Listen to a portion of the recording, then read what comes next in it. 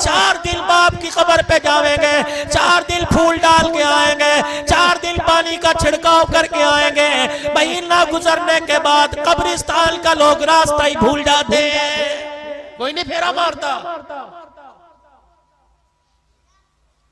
تیری میری اوقات بھی وہی ہو جائے گی جو پہلے شہر خاموشہ میں پڑے ہیں۔ رب اکبر کی قسم ہے، جس گھر کو تو بنا کے گیا، جس دکان کو تو بنا کے گیا، جس مکان کو تو بنا کے گیا، جس فیکٹری کو تو بنا کے گیا، اللہ کی قسم تیرے جانے کے بعد سگی اولاد اس دکان سے 10 روپے دیتے، پتہ نہیں کہ اللہ کے نام پر تیرے ثواب کے لیے 10 روپے کا نوٹ دیتے کتنے منہ بنائے گی۔ دوسری آپ حضرات سے ایک بات اور عرض کر دوں، اللہ اکبر، اپنے بچوں کو وصیت کر کے جاؤ۔ مجھے مفتی محمد شفیع صاحب رحمت اللہ علیہ یاد آ گئے، شیخ الاسلام کبھی کبھی فرمایا کرتے ہیں، فرمایا ایک دن مفتی شفیع صاحب رحمت اللہ علیہ نے مجھے کمرے میں بند کر کے کنڈا لگا لیا اور میرے ساتھ چمٹ کر مجھے اپنے گلے سے لگا کر زاروں قطار رونا شروع کر دیا۔ میں نے کہا ابو جان بتاؤ کیوں رو رہے ہو؟ کہ بیٹے میرے سے ایک وعدہ کر، جب میں مر گیا تو مرنے کے بعد روزانہ میری قبر پر ملاقات کے لیے آئے گا۔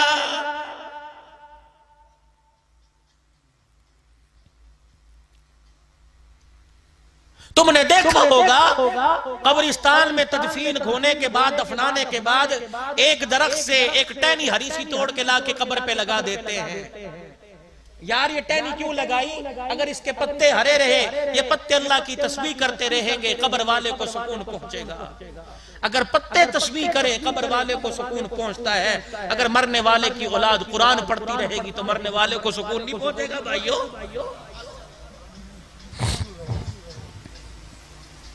فرمایا لوگوں جس دن باپ میرے سے چمٹ کے مجھے اپنے سے چمٹا کے رویا، میں نے بات پلے باندھ لی۔ حضرت شیخ الحدیث شیخ التفسیر مفتی محمد شفیع صاحب کے انتقال کے بعد فرمایا جب میں شہر میں ہوتا ہوں، ناشتہ بعد میں ہوتا ہے، پہلے باپ کی قبر پہ جا کے حاضری دے کے آتا ہوں۔ وصیت کر جاؤ اپنے بچوں کو، آج اللہ نے موقع دیا، ان چھوٹی چھوٹی کلیوں پر رحم کر جاؤ، ان چھوٹے چھوٹے ننھے مہکتے پھولوں پر رحم کر جاؤ۔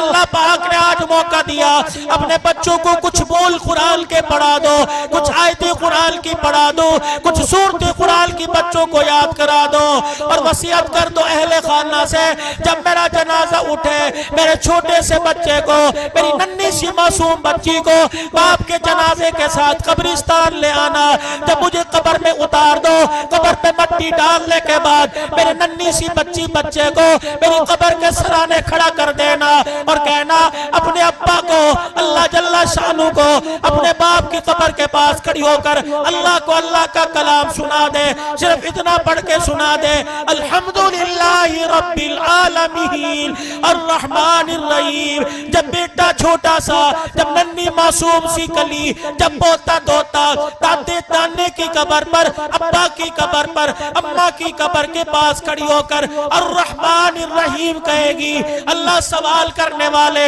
فرشتوں سے کہے گا واپس آ جاؤ، یا اللہ بڑا گناہگار ہے، بڑے گناہ لے کے آیا۔ اللہ فرمائیں گے میں جانتا ہوں تم قبر کا حال دیکھ رہے ہو، میں قبر کے اوپر کا حال دیکھ رہا ہوں۔ اس کا چھوٹا سا بچہ ابے کی قبر کے پاس کھڑا ہو کے مجھے رحمان اور رحیم کہہ رہا ہے، میں بیٹے کی زبان سے رحمان رحیم کا جملہ سن کر اس کے باپ کو قبر میں عذاب دوں، میں اللہ کی غیرت گوارا نہیں کرتی ہے۔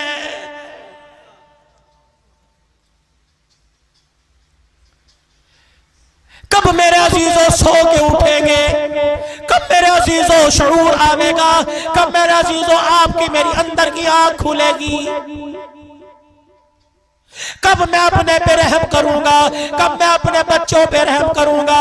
کب میں اپنے گھر پہ رحم کروں گا؟ اللہ اکبر، خدا کے واسطے اپنے بچوں پہ رحم کرو۔ جام پور والوں آج سے 40 سال پیچھے چلے جاؤ، قرآن پڑھنے کے لیے کہاں جانا پڑتا تھا؟ حدیث پڑھنے کے لیے ملتان جانا پڑتا تھا، کہاں کا دھکے کھانے پڑتے تھے۔ اب تو میرے عزیزوں صرفناف سے لے کر بخاری تک پڑھائی جا رہی ہے، قرآن کی الف بے سے لے کر والناس تک تمہارے شہر میں پڑھایا جا رہا ہے۔ گلی گلی میں مدرسہ کھل گیا، بازار بازار میں مدرسہ کھل گیا، محلے محلے میں مدرسہ کھل گیا، ہر مکان کے ساتھ دوسرا مدرسہ ہے۔ او لوگوں، قرآن چل کے تمہارے دروازے پر آ گیا، اب بھی اپنے سینے کو قرآن کی ریل نہیں بناؤ گے تو کب بناؤ گے؟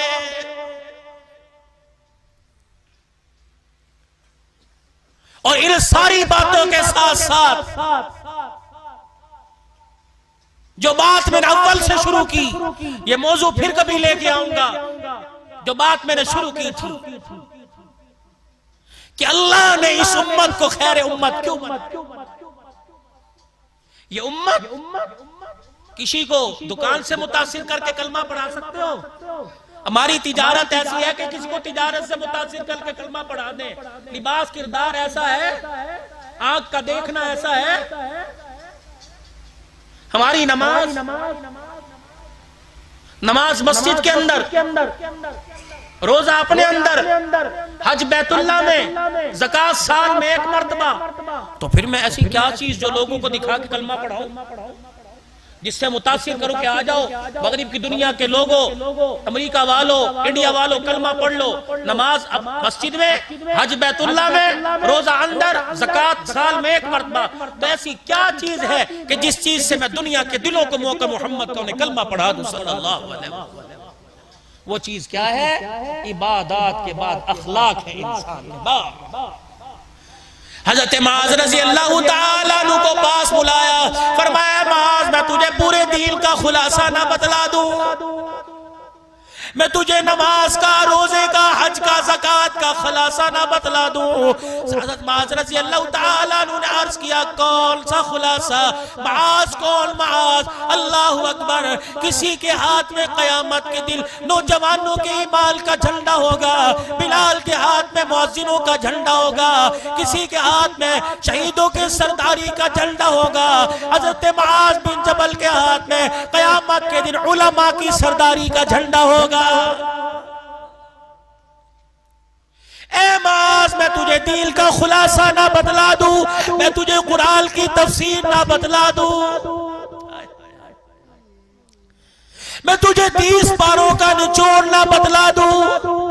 حضرت معاذ رضی اللہ تعالیٰ عنہ عرض کرنے لگے جی یا رسول اللہ، رحمت والے نبی نے اپنے ہونٹوں کو کھولا، اپنی زبان مبارک باہر نکالی اور دونوں انگلیوں سے اپنی زبان پکڑی، فرمایا یا معاذ کف ھذا،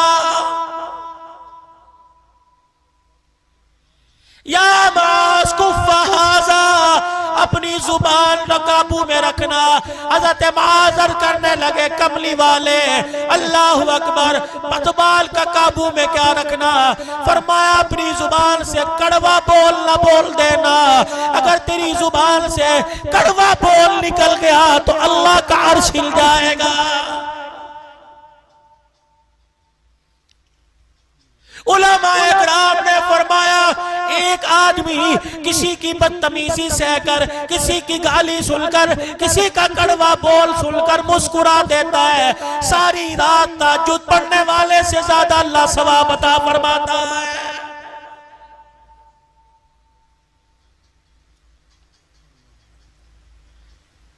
عرض کی کملی والے، یہ زبان کیا قیامت کے دن پکڑوائے گی؟ نبوت کی آنکھوں میں آنسو آ گئے، فرمایا اے معاذ اگر زبان کا بول اچھا ہوا، قسم ہے اس رب کی جس کے قبضے میں میری جان ہے، اگر زبان کا بول اچھا ہوا قیامت کے دن اللہ تجھے شہیدوں سے آگے کھڑا کر دے گا۔ اے ماں زبان کا بول اچھا ہوا، اللہ اکبر، بڑے بڑے عبادت گزار، بڑے بڑے تہجد گزار پیچھے رہ جائیں گے، میٹھا بولنے والا آگے کھڑا ہو جائے گا۔ آخری بات، 21 سال جنہوں نے دشمنی نبھائی، 21 سال نبی کے دشمن رہے، اور دشمنوں میں بڑا دشمن ابو جہل بدر میں جہنم میں گیا، بیٹا بچ گیا، فتح مکہ تک کوئی جنگ ایسی نہیں جو اسلام کے مخالف نہ لڑی ہو، ہر میدان میں مکہ فتح ہوا، رحمت والے نبی بیت اللہ شریف میں داخل ہو رہے ہیں، آنکھیں مبارک بند، پگڑی کی کور، سواری کے کجاوے کو لگ رہی ہے، جھکے۔ بلال رضی اللہ تعالیٰ عنہ نے دیکھا، یا رسول اللہ آنکھیں کھول کے دیکھو، حرم کا نظارہ نظر آ رہا ہے، حجر اسود، ملتزم، مقام ابراہیم، سب کچھ نظر آ رہا ہے۔ نبوت کی آنکھیں برس رہی ہیں، آنکھیں بند کر لی۔ فرمایا بلال آنکھیں نہ کھلوا، میری آنکھیں بند رہنے دے، آنکھیں کھولوں گا سمیہ کے ٹکڑے کرنے والا نظر آئے گا، بلال کو درے مارنے والا نظر آئے گا، میرے چچے کے ٹکڑے کرنے والا نظر آئے گا، یاسر عمار کو شہید کرنے والا نظر آئے گا، زنیرہ کی آنکھیں نکالنے والا، لبینہ کا چمڑا ادھیڑنے والا نظر آئے گا۔ وہ بلال میری آنکھیں بند رہنے دے تاکہ ساری دنیا والوں کو پتہ لگ جائے محمد بدلے لینے نہیں آیا بلکہ محمد معاف کرنے آیا ہے۔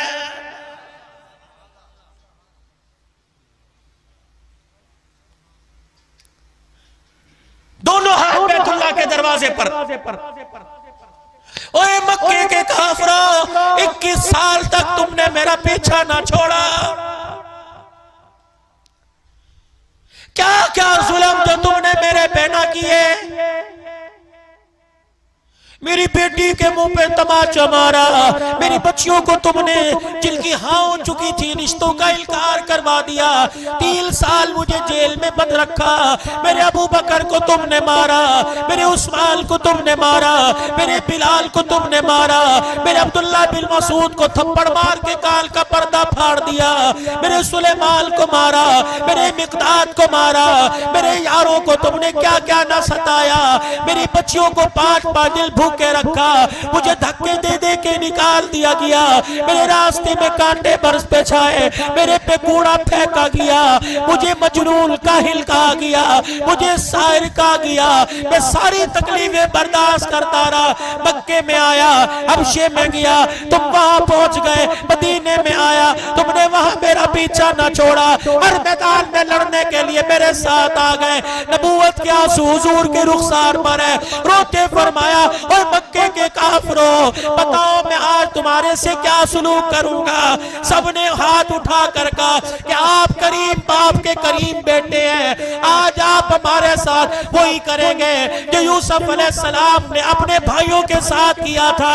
نبوت کی آنکھوں میں آنسو آ گئے، مسکرا کر فرمایا لا تثریب علیکم اليوم، آج لوگوں کسی پر ظلم نہیں کیا جائے گا، کسی پر زیادتی نہیں کی جائے گی، تم نے پتھر مارے، تم نے گالیاں دی، تم نے مجھے مزمم کہا، تم نے مجھے راعنا کہا، تم نے مجھے سائر کاہل کہا، اور لوگوں تم نے میرے ساتھ بے وفائی کی، آج عبداللہ کا بیٹا آمنہ کی گود میں کھیلنے والا، آج فاطمہ کا ابا، حسین کا نانا بیت اللہ میں کھڑے ہو کر اعلان کر رہا ہے او مکے کے کافروں، میں نے ساروں کے ظلم کو آج حرم کعبہ میں کھڑے ہو کے معاف کر دیا ہے۔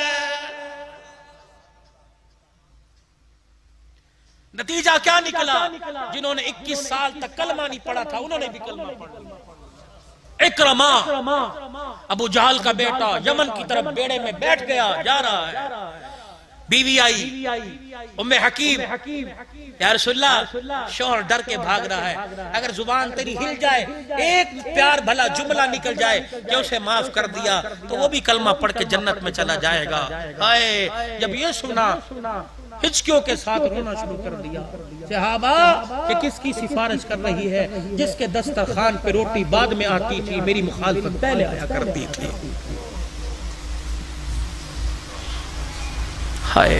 اپنے آنسوں کو صاف کیا، ام حکیم جاؤ تیرے شوہر کو بھی ہم نے امن دے دیا۔ انہوں نے کہا جی میری عورت ذات ہے، میری بات کہاں ماننے گا، کوئی ثبوت کے طور پہ کوئی چیز دے دو۔ بھائی صاحب انہوں نے سر کی، حضور نے کملی مبارک دی، کہا جا جب وہ یقین نہ کرے میری چادر دکھا۔ میری چادر دکھا۔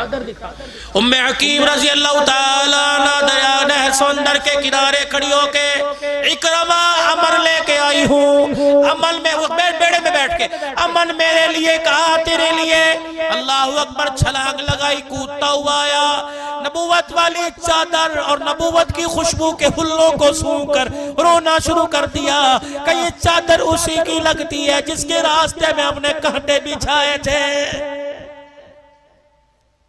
کبھی یہ چادر اکرمہ کے لیے جا رہی ہے، کبھی یہ چادر حاتم طائی کی بیٹی کے سر پہ آ رہی ہے۔ صحابہ اکرام جب حاتم طائی کی بیٹی کو چھوڑنے کے لیے اللہ اکبر عدی بن حاتم کے پاس گئے، حاتم طائی کی بیٹی اللہ اکبر گرفتاروں کے حضور کے پاس آ گئی۔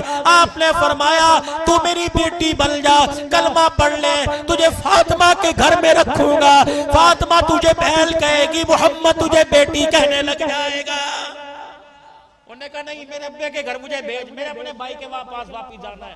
دوسرے دن تیسرے دن حضور نے فرمایا میری بیٹی بن، آج کے بعد باپ کا نام میں تجھے دیتا ہوں، اپنے گھر میں رکھوں گا، اہل بیت میں رکھوں گا۔ انہوں نے کہا نہیں۔ آپ نے کیا کہا؟ سر قلم کر دو۔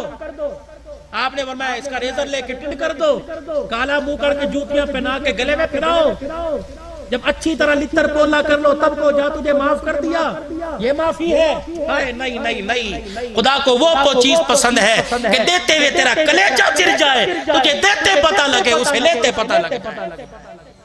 یہ کیا؟ چور کو چوری کی سزا دے کے جاتے نو معاف کی، ادھر کروڑوں کا نقصان ہو، ادھر بس کڑوا گھوٹ بھرے اور کہ اللہ بس تو راضی ہو رہا، چل میاں اللہ مجھے کچھ اور دے۔ یہ اجر ہے، لن تنالوا البر حتی تنفقوا مما تحبون، پڑھ اس کی تفسیر یہ ہے۔ انہوں نے کہا میں نے واپس جانا ہے، حضور میں صحابہ چھوڑ کے چلو۔ جب صحابہ اکرام کافر کی بیٹی کو چھوڑنے جا رہے، حضرت فسانہ کو چھوڑنے جا رہے تھے، رحمت والے نبی نے ارشاد فرمایا میرے صحابہ ذرا سن کے جاؤ کہ جی کافر کی بیٹی ہے، دہال کرنا، چہرہ تو دور کی بات ہے، تم نے اس کے جوتے کا رنگ بھی نہیں دیکھنا، اگر تمہاری اس کی جوتے پہ نظر پڑ گئی تو میری نبوت والی پگڑی پہ دھبا آ جائے گا۔ ایسا یہی تو بھریا روڈ سے جاپور کے اندر رونا لے کے آ گیا۔ او لوگوں، تم فنکاروں کو آئیڈیل بناتے ہو، تم اداکاروں کو آئیڈیل بناتے ہو، فنکاروں کو آئیڈیل نہ بناؤ، محمد کے یاروں کو آئیڈیل بناؤ۔ سب کو صلی اللہ ہو۔ اب صحابہ جا رہے ہیں، حضرت فسانہ کو اس کی بستی میں چھوڑا، عدی بن حاتم نے دیکھا، منہ میں انگلیاں دے کے چبانے لگا، کہ لیکن کے ساتھ آئی ہے؟ ہمارے مخالفوں کے ساتھ، لٹ گئی ہوگی۔ انہوں نے کہا خبردار، ان کے بارے میں کوئی بات نہ کرنا، میں نہیں دیکھوں گی، تو میرا بھائی ہے، اگر یاران محمد کو تو نے کچھ کہا میں تیری زبان۔ انہوں نے کہا 4 دن میں بدل گئی، خیر تو ہے۔ انہیں کہا بھائی اللہ اکبر، معافی مانگ لے، ان کے گلے کرتا ہے، اللہ اکبر اللہ اکبر، ان کے گلے کرتا ہے۔ کسی سفر پر تو کہتا تو میرے ساتھ چل، میں تیرے ساتھ جاؤں گا، میرے بھائی مجھے تیری ساتھ پہ اتنا یقین نہیں جتنا محمد کے یاروں پر یقین ہے۔ انہوں نے کہا کس کو دیکھ کے آئی ہے، بیکی باتیں کر رہی ہے؟ انہوں نے کہا محمد الرسول اللہ۔ انہوں نے کہا کون ہے وہ؟ اللہ کے پاس کھڑا تھا کہ ذرا بال سونگ کے دیکھیو، بال سونگے عدی بن حاتم نے، کہنے لگا یہ کیسی خوشبو ہے جو تیرے بالوں میں بس گئی؟ روتے ہوئے نبوت والی چادر پہ ہاتھ ڈالا، کہ اس چادر کو پہچان، ننگے سر اس کے دربار میں گئی تھی۔ تو کہہ رہا عزت لٹ گئی، میں ننگے سر دربار میں گئی تھی، اس نے دیکھ کے نگاہیں جھکا لی اور اپنے بلال کو، ایک بلال تھا کالے رنگ کا، اس کو کہا بلال نے میری چادر لے کے اس کے سر پہ جا کے دیا، ننگا سر ہے۔ اس کے بلال نے کہا تھا کافر ہے۔ حضور نے فرمایا بیٹی بیٹی ہوا کرتی ہے اور بیٹی سانجی ہوا کرتی ہے۔ یہ اس کی چادر میرے سر پہ آئی تو میرے بالوں میں سے بھی خوشبو آ رہی ہے۔ انہوں نے کہا اچھا کون ہے وہ؟ کہنے لگی بتاؤں کون ہے؟ کاش میرا باپ عدی بن حاتم زندہ ہوتا، ایک طرف میں اسے کھڑا کرتی، دوسری طرف میں اسے آمنہ کے لال کو کھڑا کرتی، کبھی باپ کے چہرے کو دیکھتی، کبھی فاطمہ کے باپ کا چہرہ دیکھتی۔ پیدا کرنے والے کی قسم ہے مجھے باپ کے چہرے میں اتنی غیرت نظر نہ آئی جتنی غیرت مجھے آمنہ کے لال کی آنکھوں میں نظر آئی ہے۔ دشمن تعریف کر رہا ہے ہمارا نبی سب سے اولا والا ہمارا نبی، دشمن تعریف کر رہا ہے۔ عدی بن حاتم کہنے لگا یہ تو کوسی نبی کی ہے، یہ کس لیے دی؟ یہ ضمانت کے طور پہ، جس طرف آپ کو لانا چاہ رہا ہو کہ یہ ضمانت کے طور پہ دیا جا، کلمہ پڑھ لے تجھے کوئی ہاتھ نہیں لگائے گا۔ ادھر مکے میں خبر آئی اکرمہ کلمہ پڑھنے آ رہا ہے، صحابہ نے کہا یا رسول اللہ بچ کے نہیں جائے گا۔ آپ نے فرمایا کام زوروں پر ہے۔